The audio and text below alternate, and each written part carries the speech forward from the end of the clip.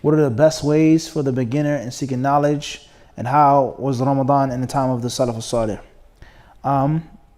First and foremost is we've done many videos, walillah alhamd, we've dedicated not a few, a good number of videos on this topic specifically. How to seek ilm, how to seek ilm as a beginner, intermediate studies, advanced studies. We've done many specific videos on Hadith Disciple channel, let alone all of the different things that you find throughout every video. Every lesson is some type of gem or jewel for a talib ilm, one way or another. How to read, hadith science, fiqh, khilaf, blind following, traveling, dedication, one way or another. So my advice, or what I could tell you right now, and Akhil Kareem, may Allah bless you, Ameen, and the rest of the brothers and sisters in the UK, and Allah give you the success, Ameen, is please go back to those videos that have been specifically done to answer the likes of these questions in detail, with example. That's my first piece of advice. Secondly is to keep it in brief and not to leave you hanging, as we say here in America, is the first thing that the talib al-ilm needs after a good, strong relationship with Allah subhanahu wa ta'ala, first and foremost, is a good companion and a good teacher. A companion and a teacher will make you or break you. It will make the student as a beginner or break the student as a beginner. Good habits will be picked up from a good companion and from a good teacher. Even if it isn't a teacher, but just a good friend, okay? Let alone a good teacher, or the teacher who is your friend. And that's an issue in itself. It has to be detailed. However, bad habits are also picked up from a bad teacher or a bad friend. Laziness, lethargy, backbiting people. A proper or a very common habit of many students of knowledge. As we said before, they think that backbiting doesn't apply to them. They think that namima does not apply because I'm a student of knowledge. So we can sit and talk about Abu Bakr Kada, Abu Bakr Kada, Abu Bakr, and they don't think that that's what? They don't think that's ghiba or namima, and actually it is. Everybody clear on this? It's very important. So good study habits, always having a book with you in your hand all of the time. Walking around, you go to the market, you have a book. You go to the masjid, you have a book. You go to the Fajr, you have a book. You always have a book or a tablet in your hand all of the time. That's a good habit that you can pick up from your teacher. Covering your head. Not saying that it's mandatory.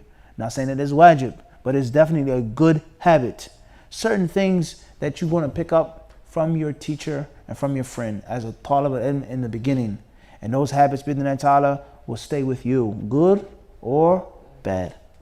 Also, the teacher, bidnillah, should be someone who has more experience than you, who has more knowledge than you, who's been around the block and back, who's seen life. He's mature. She's mature. They've been through things in life. And there are many of us, we might have information and knowledge, but we don't have actual experience in life. Experience in life, life experience. I asked some young brothers one time, right here in this masjid, I said, what's the worst thing that you've been through in your life? The worst thing, the toughest fitna you've been through. He could barely name anything. So how can you go talk about this person or teach this class or go here and do this? You don't even have no life experience. You don't even know what life is like. Everybody understand this? So these are certain attributes and characteristics of the teacher. Teacher should be knowledgeable, should be pious, should be righteous, should be a person of the sunnah, of the ilm. And bidnillah ta'ala, the beginner student should go under the wing of a teacher. Get the direct tutelage of a good person, a good teacher. It doesn't have to be Ibn Taymiyyah walking in London or Birmingham. It doesn't have to be Ibn Taymiyyah walking down the street. But somebody that has some knowledge, some experience, some piety, some sunnah, more than the beginner. And bidnillah ta'ala, listen to what your teacher says. Do what your teacher tells you to do. Buy this book, not that book. Study this metin, don't study that metin. Go to this country, don't go to that country. Study here, wahakada. Bidnillah, that's the best advice that I can give. Wallahu alam. As far as Ramadan in the time of the Salaf Salih, then we have general things, we have specific things. The general things, it's like Ramadan, bidnillah ta'ala, in times of the Sahaba, in the time of the Prophet ﷺ, in general. There was a great amount of sacrifice. There was a great amount of focus and concentration in this month. People realized how special, how important the month was, and that eating and drinking, feasting were considered to be trivial things on the side. They were footnotes of the main chapter. Many of us today, the eating, the drinking, the iftar, the suhoor, that is the what? That's the main part of that's the main chapter in the book. These were small things to them, and they looked at it as a time of forgiveness, a time of getting Allah's rahmah, and a time of devoting oneself to the Quran.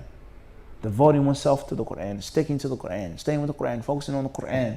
It was a time in which we normally look out for orphans and widows. Now we look out for them even more. Go to them, search for them, knock on their doors, where they're at, bring a bag of money, who needs food. This was some of the things that they would do during the time of Ramadan. And you read the athar of many of the Salaf Salih. Some of them wouldn't teach hadith. They would only stick with the Quran. Others would continue to teach hadith. What's important is they realized that it was a special time. It was a special opportunity Allah had handed them.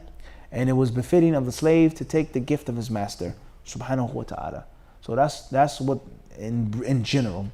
As far as the specifics, then every person is different. There's some of the Salaf Salih that recite the Quran every 10 days, every 7 days, some even shorter than that, even though that's not necessarily the Sunnah, as the Prophet has explained to us.